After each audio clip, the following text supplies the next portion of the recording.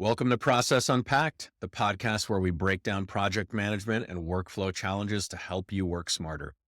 I'm Amir, and in each episode, we explore real-world solutions to optimize your team's efficiency using Mickael. Today, we're talking to Mickael Nadeau, CEO of XPR Labs with over 25 years of experience. Mickael has used nearly every project management tool on the market. No, really, he has. Gaining deep insights into what works, what doesn't, and how to strike the perfect balance. We'll dive into common traps of overly complex PM systems, the pitfalls of oversimplification, and how to find that sweet spot to empower your teams and projects. Let's get started. Welcome to Process Unpacked. Dive into practical insights, expert advice, and real stories from businesses of every size. Join us as we tackle project management challenges like team collaboration and workload management. Let's get started.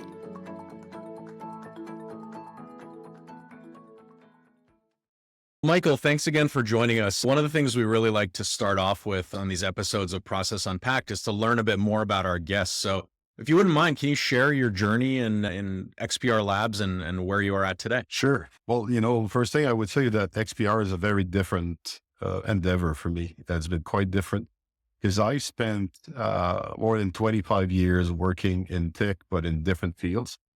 So what I've done the most was deploying ERP systems and building custom applications for companies from very small to very large corporations. But this is my first gaming company ever. And in fact, it's the first time I'm having so much fun. It's very different, but it's great. But the challenges are unique. I mean, innovation is always hard. It's emerging markets are ill documented. Nobody has done it before. So there's always like this achy little flavor to it. And you work with remote workers, in my case, young contributors who don't have their whole life figured out just yet. So it's a lot of moving parts, but as I said, quite a lot of fun and quite a rewarding journey.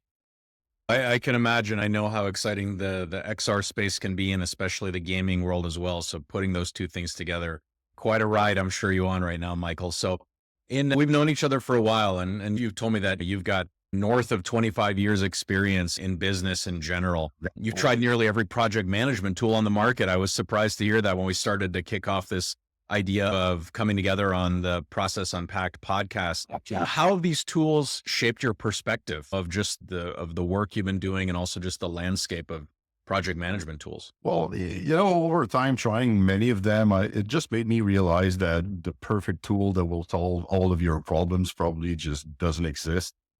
There's too much variation in work organization and complexity, and also an individual need to come up with a one size fits all. And even if that perfect tool existed, I think that the role of the tool is to support the project manager and not do the work for them. And the project manager's job is 90% communication. So it will be off the tool. But they're great at keeping the details organized and getting an accurate and clear picture of the situation. So I think as long as you're rigorous in your use and do not cut corner, whatever it is, the tool that you're using, it can probably do great things for you. That's a phenomenal point. So you're full of great sound bites, because last time when we spoke off the podcast, you said something along the lines of the project manager shouldn't spend their time managing the platform. They should be managing the project. And now you said that you should be spending time. Oh, sorry. Say that again. You mentioned something really critical here about managing the product and not managing here's what you said.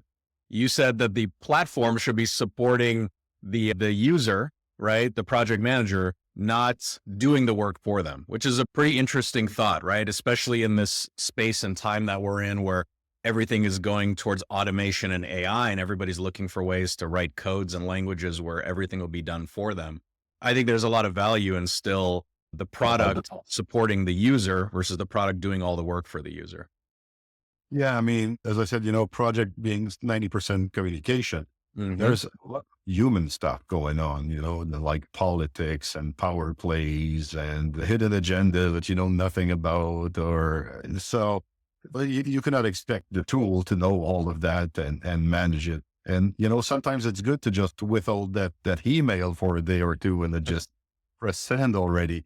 If you're working with automated notifications, you sort of lose that wisdom sometimes. So there are places to use them and places where it's better, I think, still to have a human behind calling the shots and deciding what's adequate. Yeah, great points. So Mickael, what inspired you to explore this wide range of tools? Was it like a personal drive to innovate? Because obviously you're just an innovative person looking at your track record, your career history. Or was it challenges that you faced in the office in the business world? I would think that at the origins, probably like a pendulum effect, because I was a mess and I needed to organize. You know, I'm more the creative type with a very disorderly desk most of the time. So I could not afford to be that disorderly in my professional endeavors. So that's how I got interested in the field. Now, trying all those tools was not really a choice. As being a consultant, I had to do in Rome as the Romans do. So I would walk into an account and they would use, say, Primavera, or another one would be using, Project, or even I've used very exotic stuff on Linux, like a Project Workbench back in the days, and all of the stuff that's well known in the news now, like ClickUp, Jira, and everything, and Mickael now, most of all. But so it was not always my preference. It was more often like the clients or its industries. For example, in construction and mining industry, they like Primavera a lot, or they like the more complex project management solutions because they're $1 billion projects and a risk there can be very costly. So you want everything well documented, and you work with lots of engineers and workers and external firms. So integration becomes very, very important. Sure. That's a great point. So looking at your thoughts, continuing to extrapolate on your thoughts on this space, because it's really interesting insight that you bring to this podcast today. So where do you think is like the balance between too much and too little detail when you're looking at critical components of a project management tool? I would say it depends how close you are to execution. So in small, short-staffed companies, oftentimes the project manager will be doing something as well. They will be executing something. They might be writing documentation. They might be handling the reporting. They might be even, sometimes they're coding, or they're, building the product. That's less true of larger organizations where they tend to work more with subject matter experts. And what they do is ask a lot of questions and relay that information. So in a case where you're surrounded with people that know their stuff and already have their work organized, you don't need to manage that many details. Right. It's sort of counterintuitive, because if I was like building a Boeing plane today, I would probably require less details than if I was organizing a supper for 50th anniversary a month from now, where I'll be totally in charge and doing everything. Well, it's relative, but it's just to illustrate my point. And there's a full spectrum between the two. So all of those mid-sized organizations, they can do a little bit of both. It can also vary according to project. But the general logic is the closer you are to the execution, the more detail you want to know, you want to track. And so I would just argue it's very organization specific. That's great. That's great insight. And so what challenges come up when the tools are too simplistic, right? Or maybe they fail to capture the true complexity of a project? Because as you mentioned, there's a wide range of tools on the market, some extremely detailed, some very, very kind of top level, surface level, just very simple project views. What challenges can arise if they're on that range of the spectrum where they're too simple? Well, the Project Management Institute taught me many years ago about this. They call it the triple constraint. It's a equilateral triangle. And on it, you have the work to do, the cost, and the schedule.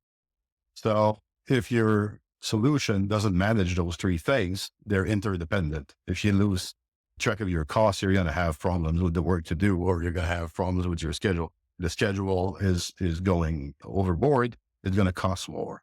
And then you're going to have to do extra work to bring the solution back to normal. So that's what happens. I mean, if you don't manage those three things extremely well, you can lose control of the project entirely. And I mean, there's also the reverse, right? If you have like way too many details, for example, not every project needs a very in-depth risk management and contingency analysis. Maybe you don't have procurements. Maybe you don't have to do complicated quality assurance process. maybe you also don't care about the finish to start, start to start, start to finish to finish relationships between your task, and you're just working in a sequential way. And it's a 3 weeks project. And so you don't need to worry too much about the critical path of your project also. So, it's very difficult, but I would say that the minute that the software makes you do things that you don't need, it's like inadequate. It's not adapted to your goal. That's a great point. So what about like tool fatigue, right? Have you encountered that, Mickael, in your projects in your past? Maybe where teams are overwhelmed by switching between tools and features, right? You mentioned in your roles, you're working on internal projects, you're working with external partners. How do you address that sort of challenge or the risk of seeing that tool fatigue coming? I think it's a big one, especially nowadays.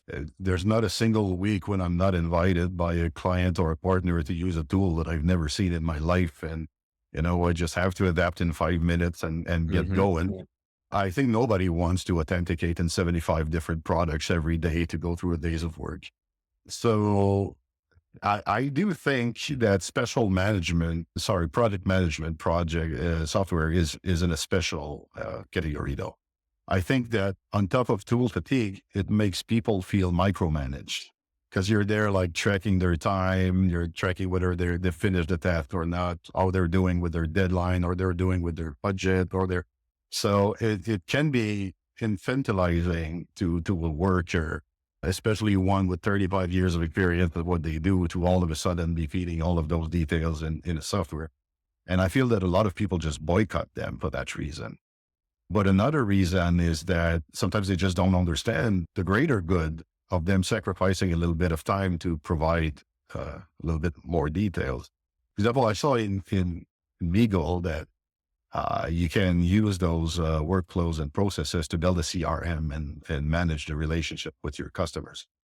Well, that's one thing, salespeople, they don't know why they need to write the entire conversation that they had with the client. And it feels superfluous for them because it's in their mind and they remember it and they have the relationship and everything. But, tomorrow they get hit by a truck, company could lose a lot of money if they did not document all of that. So you always have to broaden the horizons of your team and teach them why they're doing those sacrifices, why they're spending that extra time feeding the solution, because from their perspective, it's not accomplishing much in many cases. That's a great insight. Great insight. So Mickael, do you have any success stories top of mind through these processes of implementing project management tools where you achieve that perfect balance of detail? Any kind of examples that you can think of? Yeah. Complete success stories in that field, I must tell you, are rare, but they exist. Many years ago, me and my team built a massive custom piece of software. It was millions of lines of code. And I think it lasted like 7 years developing that.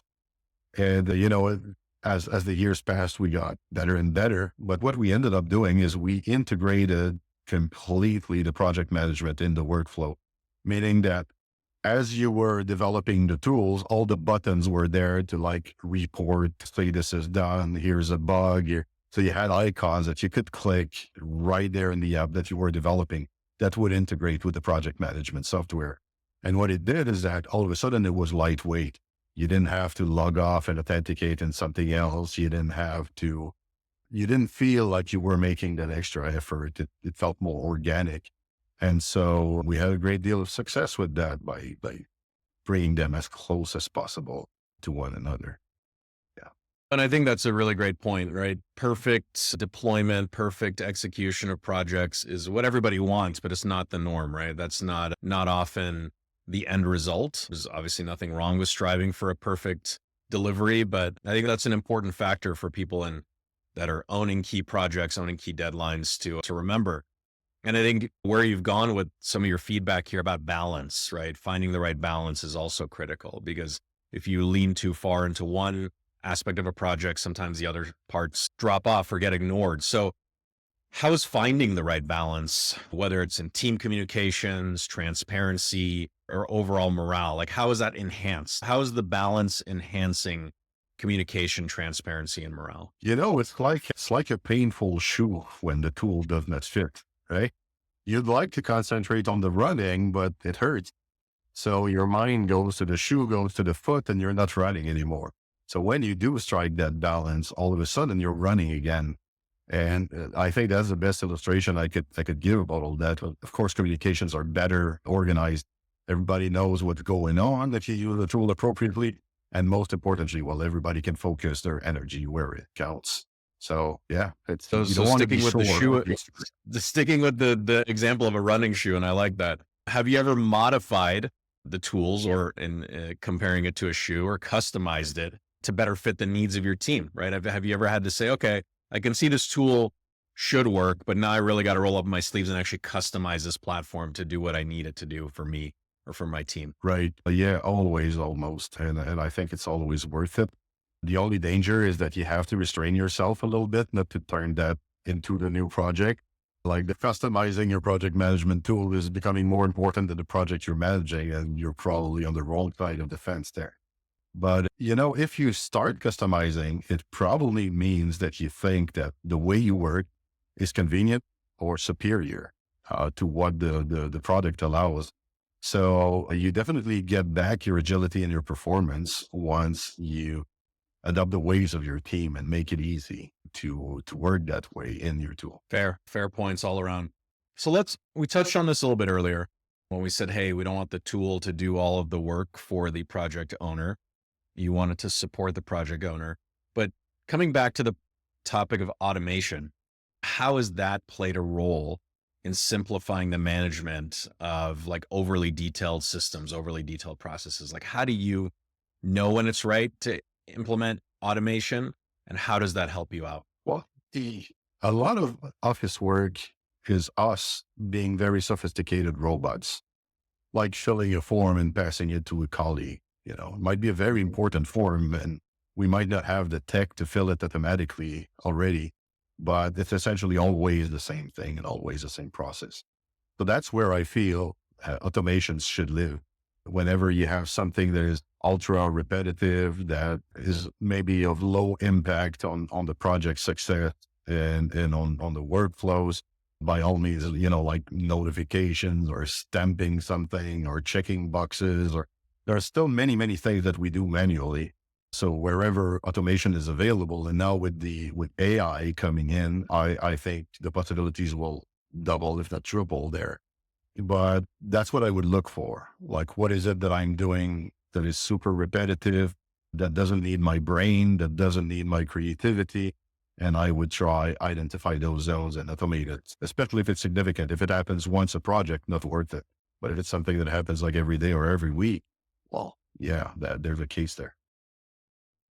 Fair. Makes sense. Makes sense. So love to get a little more specific in the weeds about your business and your strategies. How do you evaluate a project management tool and see really if it fits the needs of XPR Labs today? My first thought is I don't want to implement that thing 5 times. So how it's going to be received by the team is super important for me. And I'll trust my own eye first, right? So if I log into the software and I feel like it's not simple or clear or flexible enough, these are 2 red lights. If I have to, squint my eye to make sense of the interface because there's too much stuff, that's already a warning for me, because I don't want to spend weeks training people on top of doing the implementation. Well, as much as possible. So I want something that's easy to tame. And I would just say that if I don't feel like using it, I cannot expect my team to like it either. So I start like that with my eye. And then usually I think I will just consult with a few key people in the organization, because they're the ones that are going to have to live with that decision. So that actually flows really well into the next question, because you're right.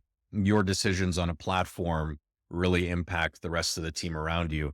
So how do you balance the flexibility maybe that your teams internally, externally need with a structured workflow that maybe that tool is designed to use? If they need flexibility, maybe they have multiple projects, How do you balance that when you're implementing a tool like this? Yeah, so I'm sort of dancing around it, I guess, as well. I was talking about micromanagement earlier Mhm. and subject matter experts. Project management is also about trust. So how well do you trust the people around you? Because if you do trust them, then maybe you can do with them a little less detail. For example, I remember working on recycling plants, of which Mhm. I know nothing, right? But they had very competent teams there. So you had the electricians who obviously knew about the electrical stuff, and there was the guy that would build the plan, and they had the R&D guy that would go through all the sorting mechanism for the recyclables. I would not have dreamt of tracking like the voltage and the watts or the foundation's readiness, or because that was all way above my head. So I would just master the structure of a project, a recycling plant project. And I would ask them, well, okay, this thing that you need to do, is it done? And if they said yes, I would check it. And if they said no, I would ask why, take a note, and then we would move on to next week. So I guess what I'm saying is that if you trust your teams, they can use their own tools under you. They can, if they prefer to have stand-up meetings, let them have that. If they want to write with chalk on this on a concrete wall, that also works for me, as long as the project is not in danger, right? Yeah, that makes sense. And I feel like a lot of what you've shared today is really good advice for business owners, for project owners. So to continue down that path, like what advice would you give a team maybe that's overwhelmed by all the options and where do they start? Yeah. So software wise, I would say start small, like use it as a to-do list, maybe for a small project, because that's the heart of it, really. There's no project if there's no work to do. So that's the very first piece I would tackle. And then you'll see if you like it as a to-do. And if you do, then start adding milestones and deadlines and people to your projects and grow from there simply. So Michael, I definitely get a good sense here that a lot of the information you've been sharing is wrapped in advice for business owners, for entrepreneurs, for project leaders. And sticking with that theme, what kind of advice do you give teams that are overwhelmed by options and really unsure where to start? Yeah, don't try to master everything at once. Like start small, small project, even a to-do list. And once you figure that out, you can grow from there. I think that's probably the best approach. Uh, One thing I would add maybe is that I have a feeling that people don't read. Like, you can pause and look at that screen and read every single element on it. And if you don't know what it does, click on it or look in the help for it. People buy a lot of expensive training to learn softwares that are already completely documented in their help files and in their forums and in their, so reading goes a long way to tame any new technology. So we've talked about project management tools, implementation, and really a lot of what I think teams are looking for is the data that's coming out of it. How do they navigate their projects based on what the information is telling them? How do you balance the need for in-depth reporting, Michael, and maybe the flexibility that's required to pivot quickly during the actual production and execution of those results? Well, I think that's a classic situation of garbage in, garbage out. Sometimes we measure too many things. So the first thing is make sure you measure the right things and keep the quantity of metrics low. You don't need 20 different numbers to know the health of one department. And then do a great job at measuring those few numbers. Have them in all of your forms and everything work related. And, if you master those, then I think you're going to produce a reporting that you need much more easily. Makes sense. So in looking at your career path, and I have to imagine when you were implementing tools, project management tools, software tools 25 years ago, you were thinking, will this last for me? And will it be viable, usable in 5 years or 10 years? And you're always having to look many steps ahead, as do most people. I'm sure you do more than others, being just a tech savvy individual in general. So when you're looking at implementing tools, how do you ensure that it's scalable? How do you ensure that it's future proof for your team? Or can you? Well, I think you said it. It's all about the vision that you lay down. So I like to look 10 years ahead in the future. And For work organization, you need to also sort of know where the company is going strategically. Because the work organization, if you're building, I don't know, tables, is going to be slightly different than if you're building chairs or another piece of furniture. So you need a little bit of insight on how things are going to evolve. And the thing is that in our world, project management very rarely exists outside of operations. So typically we have operations triggering the same types of custom projects over and over again.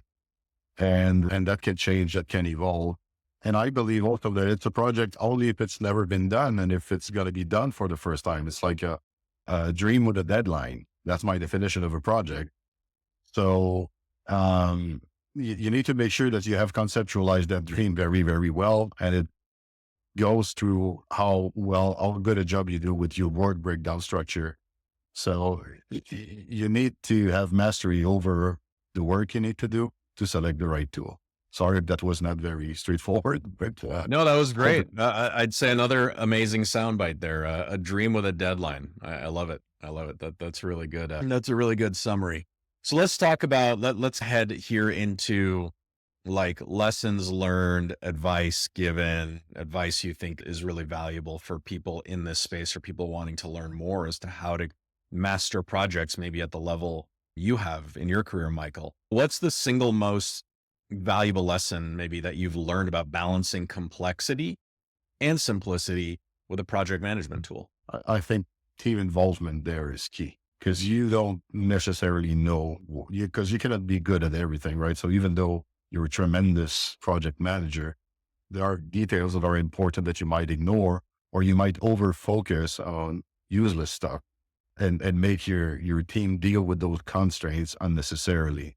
So I think involving the subject matter experts is very important, making sure that everybody involved will have a good time with the solution. And I often say, you have to give them the paternity of the initiative. They need to feel like it's theirs a little bit, and they will find the right balance for their department in terms of complexity and simplicity. As long as they love it, they will find it. If they don't love it, then they'll, just derail you. That's wise words. And so if you could advise other leaders, what's one practice or what's the one mindset, Mickael, that you'd recommend to optimize their use of project management software? I would go back to the shoe, make sure it doesn't hurt.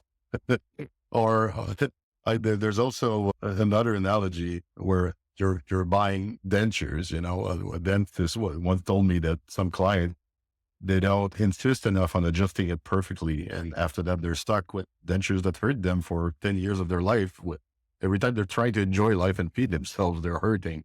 So I think that's another good one for project management. Your job is to deliver projects. The tool is cool, but it needs to fit like a glove. Yep. Absolutely agreed there. Absolutely agreed. Mickael does a great job at that. It's heavily customizable. So you can really decide what features you want to use and which ones you want to ignore.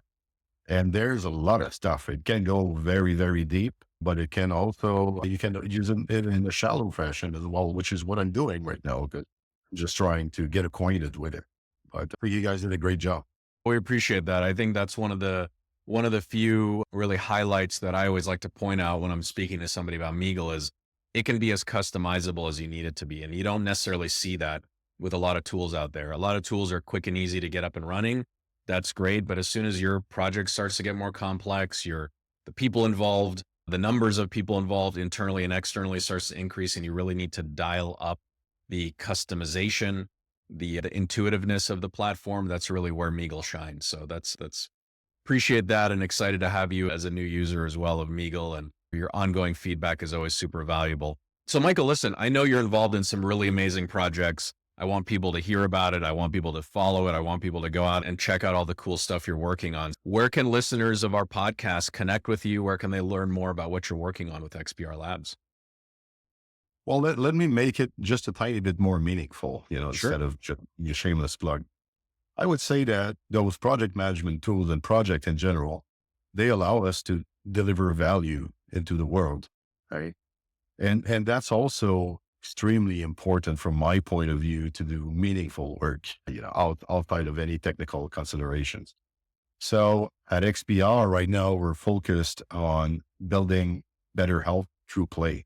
And so we're a special, I guess, XR studio in that sense that we really are there for the well-being of people. We're there to change the world. We're there to make kids exercise and be all they can be. So one project that I'm really excited about right now is Taibo Reboot, which we're doing in collaboration with the great fitness trainer, Billy Blanks. And it is now available for wish list on the Pico store. So you can look for Taibo, one word, Taebo Reboot on the Pico store and wish list it there. Otherwise, you can also go to taiboreboot.com and learn a tiny bit and see our trailer. So if you believe in building a better world and using amazing project management tools or not, we'd be happy to have your support and have you try this new VR production for release.